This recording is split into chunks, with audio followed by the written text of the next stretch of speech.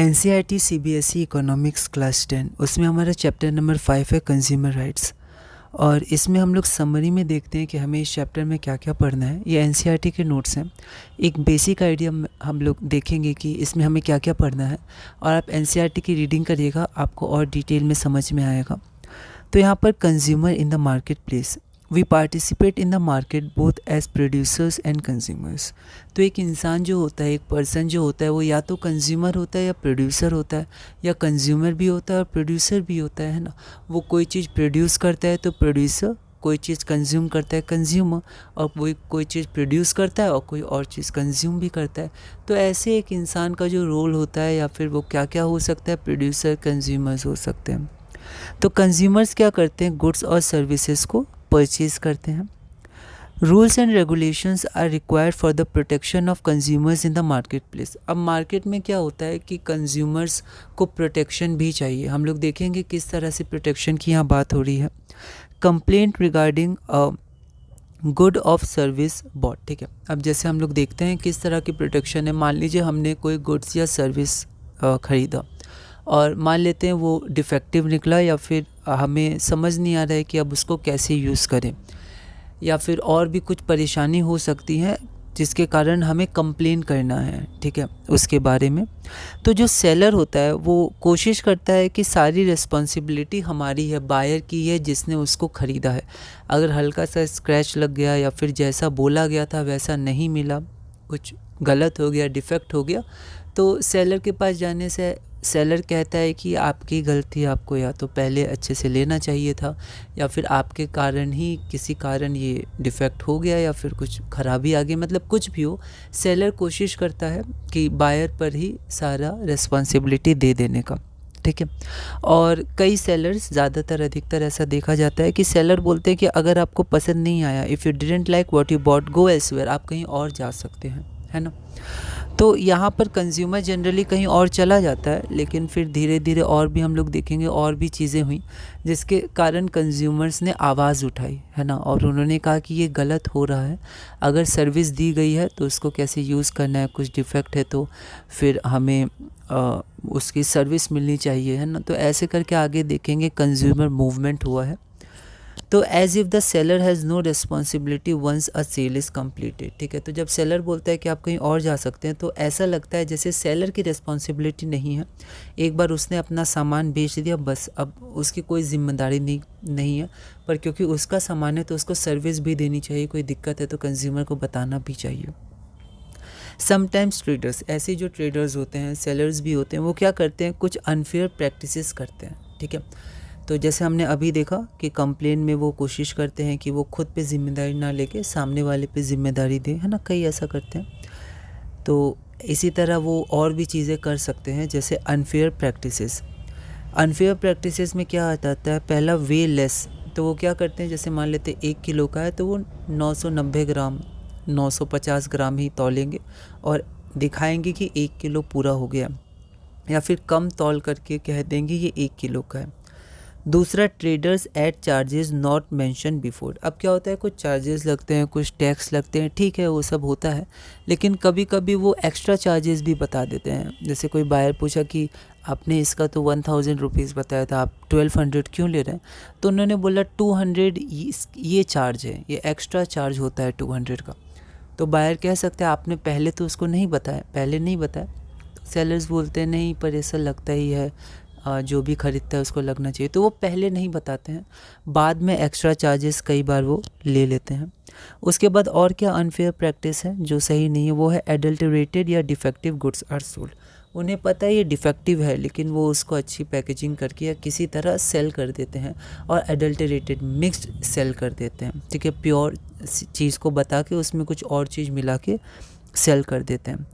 अगला है false information is passed on through media and other sources to attract consumers. Consumers को attract करने के लिए कुछ फॉल्स इन्फॉर्मेशन दे सकते हैं, उनके पास जो प्रोडक्ट नहीं है उस प्रोडक्ट का प्रचार करके कि हमारे यहाँ ये प्रोडक्ट होता है, जबकि उन्हें पता है उनके पास वैसा प्रोडक्ट नहीं है। तो अट्रैक्ट करने के लिए फॉल्स इन्फॉर्मेशन और फिर पैकेजिंग करके या फिर कुछ और तरह से उनको वो गलत सामान दे सकते हैं जो 100% वैसा नहीं है जैसा उन्होंने कहा था। तो ऐसे कुछ कुछ चीज़ें होती हैं जिसके कारण कंज्यूमर्स ने आवाज़ उठाई और कहा कि ये गलत है, हमें भी प्रोटेक्शन चाहिए, है ना। Markets do not work in a fair manner when producers are few and powerful. तो जो मार्केट्स होते हैं वो फेयर मैनर में नहीं चलते हैं जब जो प्रोड्यूसर्स होते हैं वो थोड़े से होते हैं और पावरफुल होते हैं। Where as consumers purchase in small amounts and are scattered, जबकि कंज्यूमर्स स्मॉल अमाउंट में ही सामान खरीदते हैं और स्कैटर्ड होते हैं, तो वहाँ पर प्रोड्यूसर्स कम और पावरफुल होते हैं, तो कई बार अनफेयर मीन्स गलत तरीके गलत रास्ते का यूज़ करते हैं। फिर कंज्यूमर मूवमेंट, अब जैसे अनफेयर प्रैक्टिसेस हो रही थी, सेलर्स अपने ऊपर ज़िम्मेदारी नहीं लेना चाह रहे थे, कह रहे थे कि आप कहीं और जा सकते हैं, फिर वो कभी अडल्टरेटेड या मिक्स्ड सामान बेच देते थे प्योर कह के, उसके बाद कम वेट कम बेचते थे, जितना होना चाहिए उतना नहीं बेचते थे। उसके बाद हमने यहाँ पर देखा है कि जैसे ट्रेडर्स एडिशनल चार्जेस ले लेते थे, फॉल्स इन्फॉर्मेशन देते थे, ऐसे कई सारी घटनाएं होने लगी। धीरे धीरे कंज्यूमर्स में अवेयरनेस आने लगा कि ये हमारे संग गलत हो रहा है। तो dissatisfaction of consumers and unfair practices by sellers, इन सब के कारण क्या हो, कंज्यूमर मूवमेंट हुआ, कंज्यूमर्स ने ये आवाज़ उठाई कि हमें भी राइट चाहिए, ठीक है। तो food shortages, hoarding, black marketing, adulteration, तो ये सब कुछ कारण थे। ब्लैक मार्केटिंग, मिक्स्ड सामान बेचना, फूड की शॉर्टेज होना, ये सब, ठीक है। तो इसके कारण क्या हुआ, कंज्यूमर मूवमेंट का बर्थ हुआ और एक ऑर्गेनाइज्ड फॉर्म ये हुआ, एक ऑर्गेनाइज्ड फॉर्म में 1960s के आसपास आर्टिकल्स लिखे गए, एग्जीबिशंस किए गए, formations of consumer groups, consumers मिलके एक कंज्यूमर्स ग्रुप बनाए, वहाँ पर अपने प्रॉब्लम डिस्कस करने लगे और क्या क्या सॉल्यूशन होना चाहिए, तो ये सब फिर हुआ। 1985 में यूनाइटेड नेशन ने अडॉप्ट किया UN guidelines for consumer protection. तो कंज्यूमर इंटरनेशनल का फॉर्मेशन हुआ, ये अम्ब्रेला ऑर्गेनाइजेशन है जिसमें कई सारी कंट्रीज़ और कई सारे ऑर्गेनाइजेशंस मिलके कंज्यूमर्स को प्रोटेक्ट करने के लिए रूल्स रेगुलेशंस बनाते हैं, उनको कोशिश करते हैं इम्प्लीमेंट हो, फेयर प्रैक्टिसेस हो, अनफेयर ना हो। तो इंटरनेशनल कंज्यूमर इंटरनेशनल 1986 में गवर्नमेंट ऑफ इंडिया ने भी कंज्यूमर प्रोटेक्शन एक्ट बनाया, कोपरा। तो CO कंज्यूमर, PR प्रोटेक्शन और A से एक्ट, कोपरा 1986 में। फिर कंज्यूमर राइट्स, अब कंज्यूमर को कुछ राइट्स दिए गए, जैसे सेफ्टी इज़ एवरीवन्स राइट, है ना, सेफ्टी होनी चाहिए सब में। तो कंज्यूमर के पास राइट है to be protected against the marketing of goods and delivery of services that are hazardous to life and property. तो ऐसी गुड्स और सर्विसेज जो हजार्डियस हैं, अगर थोड़ी सी भी गलती हुई तो उससे जान का भी खतरा हो सकता है, इन सब में उन्हें राइट चाहिए था प्रोटेक्शन का, कि जो एजेंसीज़ या कुछ हैं वो देखें, जो लोग मैन्युफैक्चर करें ये सब सामान वो अच्छे से तो कर रहे हैं, कुछ गलती तो नहीं कर रहे हैं, ठीक है। क्योंकि कंज्यूमर्स को उतनी नॉलेज नहीं होती है साइंस और टेक्नोलॉजी की, कैसे मैन्युफैक्चरिंग होती है। तो बड़ी ऑर्गेनाइजेशंस देखें कि ये सही से मैन्युफैक्चर तो कर रहे हैं, सही मटेरियल्स तो इसमें यूज़ कर रहे हैं, कोई कच्चा माल तो नहीं डाल रहे हैं पैसे बचाने के लिए या कुछ भी चीज़ें, क्योंकि कंज्यूमर्स, हमारे पास इतनी नॉलेज नहीं होती साइंस टेक्नोलॉजी की कि कैसे ये चीज़ें काम करें, हम तो बस ख़रीद के उसको यूज़ करने लगते हैं ना। तो प्रोड्यूसर्स क्या है, तो प्रोड्यूसर्स को स्ट्रिक्टली फॉलो करना पड़ता है, जो गवर्नमेंट रूल्स और रेगुलेशन निकालती है वो स्ट्रिक्टली फॉलो करना होता है प्रोड्यूसर्स को। तो यहाँ पर हम लोग देख सकते हैं कि producers strictly follow the rules and regulations. आगे अब हम लोग देखते हैं, तो आप इसके बारे में अच्छे से पढ़ भी सकते हैं NCERT में, उसमें अच्छे से story, real life story based कुछ स्टोरीज दे करके अच्छे से समझाया गया है। But supervision of this rules is week, है ना, सुपरविजन वीक होता है, रूल्स रेगुलेशंस हैं पर उसका सुपरविजन कौन उनको गाइड करेगा, देखेगा कि नहीं, वो थोड़ा वीक है। And the consumer movement is also not strong enough, और कंज्यूमर मूवमेंट भी बहुत ज़्यादा स्ट्रॉन्ग नहीं है। But supervision of these rules is weak and consumer movement is also not strong enough. Information about goods and services. तो हम देखते हैं कोई भी हम लोग कमोडिटी या फिर गुड्स लेते हैं तो पैकेजिंग पर, जैसे हमने कोई खाने का सामान लिया तो पीछे इंग्रेडिएंट्स लिखे रहते हैं, उसके price, batch number, address of the manufacturer, date of manufacture, expiry date. तो ये होता है राइट टू बी इन्फॉर्म्ड। तो कंज्यूमर को ये राइट है कि उसके पता चले कि वो जो चीज़ खा रहा है या यूज़ कर रहा है, मेडिसिन्स में भी होता है expiry date, how to use, prescriptions वगैरह, कि वो जो चीज़ें यूज़ कर रहा है वो उसमें क्या क्या है, सेहत के लिए सही है नहीं है, क्या क्या चीज़ें हैं, फिर क्या वो एक्सपायरी तो नहीं हो गई है, कब वो मैन्युफैक्चर हुई, तो ये सब राइट होते हैं। फिर MRP भी लिखा रहता है, मैक्सिमम रिटेल प्राइस, मतलब सेलर इससे ज़्यादा पैसे में, जैसे MRP 10 रुपये है तो सेलर 15-20 इतने रुपए में नहीं बेच सकता है, उसको 10 या 10 से कम में ही बेचना है। कंज्यूमर बार्गेन कर सकते हैं, तौल मोल कर सकते हैं ताकि जो सेलर है वो MRP से कम में बेचे। उसके बाद 2005 में गवर्नमेंट ऑफ इंडिया ने फिर से एक राइट दिया था, right to information, RTI act. It ensures its citizens all the information about the function of government departments. तो गवर्नमेंट के डिपार्टमेंट्स कैसे फंक्शन करते हैं तो उसके बारे में सिटीजन्स को इंफॉर्मेशन मिलेगी RTI से। राइट टू चूज़, अब एक होता है right to choose. Any customer who receives a service in whatever capacity regardless of age, gender and nature of service has a right to choose whether to continue the service. जैसे किसी को service मिली तो अगर उसको service नहीं लेनी है या फिर उसको कुछ और भी रूल्स रेगुलेशन के अनुसार उस सर्विस को बंद करना है तो वो ऐसा कर सकता है। ऐसे ज़बरदस्ती नहीं कि आपको ये सर्विस लेनी ही पड़ेगी, ठीक है। तो ऐसे पहले से भी रूल्स एंड रेगुलेशंस होते हैं उसके, जैसे NCERT में इसकी एक स्टोरी दी हुई है, एक पैराग्राफ में आप उसको देख सकते हैं। तो कोई भी कस्टमर अगर एक सर्विस को रिसीव करता है, सर्विस को लेता है, तो उसके पास ये राइट है कि वो उस सर्विस को कंटिन्यू करे या ना करे, ठीक है। अगर नहीं करे तो हो सकता है उसको कुछ लॉस हो बिल्कुल, पर अगर वो नहीं करना चाहता है वो सर्विस को नहीं कर सकता है। जो उसको सर्विस प्रोवाइड कर रहे हैं वो कह सकते हैं कि हमें ये सर्विस अब नहीं करनी है, तो जो भी चीज़ें होंगी रिफ़ंड या फिर कोई भी चीज़ें वो उनको मिलनी चाहिए, है ना। ऐसे कुछ रूल्स रेगुलेशंस पहले होते हैं तो कोई फोर्स नहीं कर सकता है उनको, तो ये राइट टू चूज़ होता है।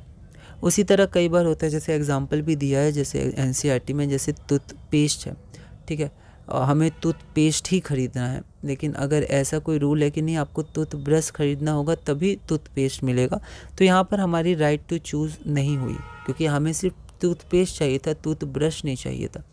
अब अगर कोई बोले नहीं टूथब्रश लेना होगा तभी टूथपेस्ट मिलेगा, तो फिर वो हमारा राइट टू चूज़ नहीं हुआ। Many a times we are forced to buy things that we may not wish to and we are left with no choice. हमें कोई एक सामान ख़रीदना है, लेकिन अगर कोई कहे कि नहीं ये सामान, दूसरा सामान ख़रीदने पर ही आपको जो चाहिए था पहला सामान वो मिलेगा, तो यहाँ पर हमारी राइट ऑफ चॉइस को डिनाई किया गया। तो हमारे पास राइट टू चॉइस है या राइट टू चूज़, हम लोग कह सकते हैं राइट टू चूज़ है कि हम लोग चूज़ कर सकते हैं कि हमें क्या चाहिए, ठीक है। तो ये मैं बहुत ही शॉर्ट में समरी बता रहा हूँ, NCERT में अच्छे से इसको देख सकते हैं। Where should consumers go to get justice. अब अगर हमें जस्टिस है या हमारे संग कुछ गलत हुआ है तो हम लोग कहाँ पर जस्टिस लेने जा सकते हैं, तो राइट टू सीक रिड्रेसल। तो ये हमारा एक और राइट होता है कंज्यूमर्स का। Consumers have the right to seek redressal against unfair trade practices and exploitation. The consumer has the right to get compensation depending on the degree of damage. हमारा जितना डैमेज हुआ है कंज्यूमर का तो उतनी डिग्री पे हमें कंपनसेशन मिल सकता है, लेकिन इसका एक प्रोसेस होता है, ठीक है। वो प्रोसेस एक एक्सप्लेन किया गया है सिंपल लैंग्वेज में, NCERT में आप देख सकते हैं। अब कंज्यूमर फोरम्स और कंज्यूमर प्रोटेक्शन काउंसिल्स, ठीक है। तो क्या होता है कि हमें कंप्लेन करनी पड़ती है, एक प्रोसेस होता है, फिर उसके बाद फिर केस हो सकता है, केस में हमें लड़ना पड़ सकता है कोर्ट में, तो फिर लॉयर्स हायर करने पड़ते हैं और उसका एक थोड़ा कॉम्प्लेक्स प्रोसेस होता है, पर फिर भी एक रास्ता है जिससे हम लोग अपनी आवाज़ उठा सकते हैं कंप्लेंट लेटर में। NCERT में अच्छे से एक एक स्टेप बाय स्टेप दिया हुआ है।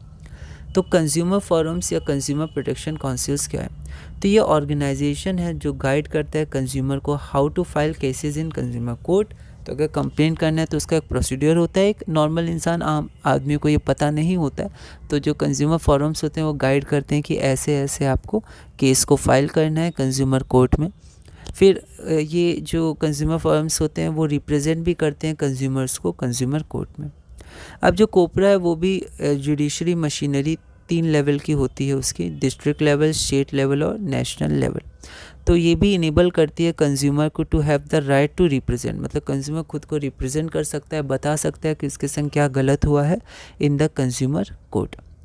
अगला, learning to become well informed consumers. तो हमें वेल इन्फॉर्म कंज्यूमर बनना चाहिए, हमें अपने राइट्स के प्रति कॉन्शियस होना चाहिए while purchasing various goods and services. तो जब भी हम लोग गुड्स और सर्विस को परचेज़ करते हैं तो हमें ये भी पता होना चाहिए हमारे पास क्या क्या राइट्स हैं। उसके बाद एक आता है ISI, एगमार्क, हॉलमार्क, ठीक है। तो ये कुछ लोगोज और सर्टिफिकेशन होते हैं जो कंज्यूमर को हेल्प करते हैं to get assured of the quality while purchasing the goods and services. तो जैसे जब भी हम लोग मार्केट में कुछ चीज़ परचेज़ करते हैं तो हमें उतनी साइंस और टेक्नोलॉजी की जानकारी होती नहीं, इसमें क्या क्या है नहीं है। पैकेज से सुंदर दिखता है, अच्छा दिखता है, तो हमें लगता है ये बहुत बढ़िया क्वालिटी है, लेकिन ऐसा नहीं होता है ना। तो कई बार ऐसा नहीं होता है। तो क्या होता है कि जो बड़े ऑर्गेनाइजेशंस होते हैं जिनको सारा प्रोसेस पता है, साइंस टेक्नोलॉजी क्या इसमें यूज़ हुआ है, कैसे बना है, एक एक चीज़ जिनको पता होता है, तो उनको पता होता है इसमें क्या सही है क्या गलत है। तो जो बिल्कुल सही होता है और सही होता है ना, सच्चा होता है, गलत नहीं होता है, तो उसमें ना वो लोग लोगोज़ लगा देते हैं ताकि हमें पता चल जाए कि इसमें ये गवर्नमेंट का लोगो लगा मतलब ये सही है। तो अब हम लोग निश्चिंत होकर उसको यूज़ कर पाते हैं, ठीक है। तो ये लोगोज़ और सर्टिफिकेशन कंज्यूमर्स को हेल्प करते हैं जिनके पास उतनी डिटेल नॉलेज नहीं होती है मैन्युफैक्चरिंग और कैसे ये बनता है उसके बारे में, to get assured of quality, मतलब उसको मार्क को देख के हम समझ जाते हैं गवर्नमेंट के द्वारा है कि ये सही है, तो फिर वो एश्योर हो जाते हैं क्वालिटी के ऑफ गुड्स एंड सर्विसेज।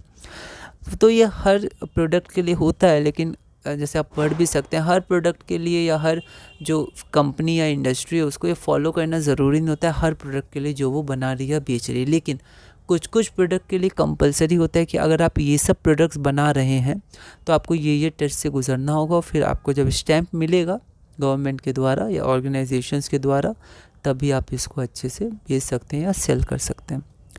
और ये मतलब कह भी दिया था कंज्यूमर्स को कि इतना उन लोग को नॉलेज होनी चाहिए कि ISI मार्क लगा है कि नहीं लगा, एग मार्क है कि नहीं, हॉल मार्क है कि नहीं। तो for some products it is mandatory, कुछ प्रोडक्ट्स के लिए तो मैंडेटरी होता है, रूल सबके लिए, पर किसी के लिए फॉलो नहीं भी हुआ तो कोई उतनी दिक्कत नहीं है, पर कुछ कुछ के लिए फॉलो होनी चाहिए, जैसे जो एक कंज्यूमर की हेल्थ और सेफ्टी को अफेक्ट करें, उनमें ये मार्क्स होने ही चाहिए। तो for some products it is mandatory for producers to get certified by this organisations, ज़्यादातर वो प्रोडक्ट जो हेल्थ और सेफ्टी को कंसर्न करते हैं, जैसे LPG सिलेंडर्स, ये बहुत इंपॉर्टेंट है, उसकी जो वाल्व है वो अच्छे से बंद हो रही है नहीं, मैन्युफैक्चरर ने अच्छे से उसमें सिस्टम दिया है कि नहीं। फूड कलर्स एंड एडिटिव, कौन सा कलर्स मिला रहे हैं, हेल्थ को वो कितना नुकसान दे सकता है, कितना फ़ायदा दे सकता है, कौन कौन से एडिटिव्स हैं, क्या वो सही तो हैं, गलत तो नहीं है। फिर सीमेंट है ना, जो बिल्डिंग्स वगैरह बनती हैं, सीमेंट्स कच्चा मतलब जैसा भी उसका होता होगा, सीमेंट अच्छे से तो है ना, सॉलिडिफाई तो अच्छे से हो रहा है, पकड़ के तो रख रहा है। तो क्योंकि बिल्डिंग घर वगैरह बनते हैं तो ये सब बहुत इंपॉर्टेंट है, कच्चा कुछ लग गया, गलत लग गया तो वो थोड़े समय में गिर भी सकता है कुछ अगर हो जाए तो, है ना। तो इसलिए सीमेंट ये सब बहुत इंपॉर्टेंट होते हैं बिल्डिंग्स के लिए, लोग रहते हैं। Package drinking water, direct health से रिलेटेड है drinking water, package drinking water है तो सही तो है कि नहीं, तो इन सब के लिए मार्क इंपॉर्टेंट है। Taking the consumer movement forward, अब कंज्यूमर मूवमेंट में हमने देखा था कोपरा 1986 में आया था, तो 24 दिसंबर को इनेक्ट हुआ था, 24 दिसंबर को हम कह सकते हैं लागू हुआ था। तो 24 दिसंबर को नेशनल कंज्यूमर्स डे बनाया जाता है। फिर अब जो कंज्यूमर मूवमेंट को फॉरवर्ड ले जाने के लिए, क्योंकि रूल्स रेगुलेशंस तो हैं, जैसे हमने पहले भी देखा है, unorganised sector, organised sectors, unorganised sector में भी रूल्स रेगुलेशन है पर कोई फॉलो नहीं करता है ज़्यादातर।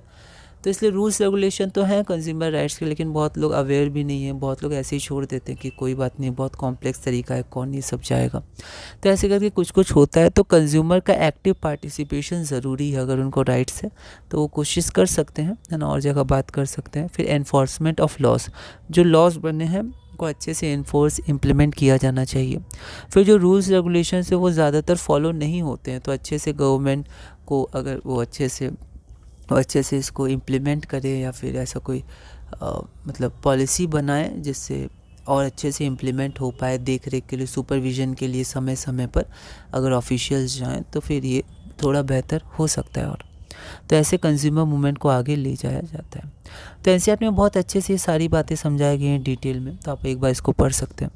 तो इसी के साथ हमने इकोनॉमिक्स 10.5 पूरा किया। कंज्यूमर राइट्स समरी हमने देखा इसमें क्या क्या था। इसी तरह हम लोग धीरे धीरे इकोनॉमिक्स में आगे बढ़ेंगे और क्लास 10 इकोनॉमिक्स को पूरा करेंगे।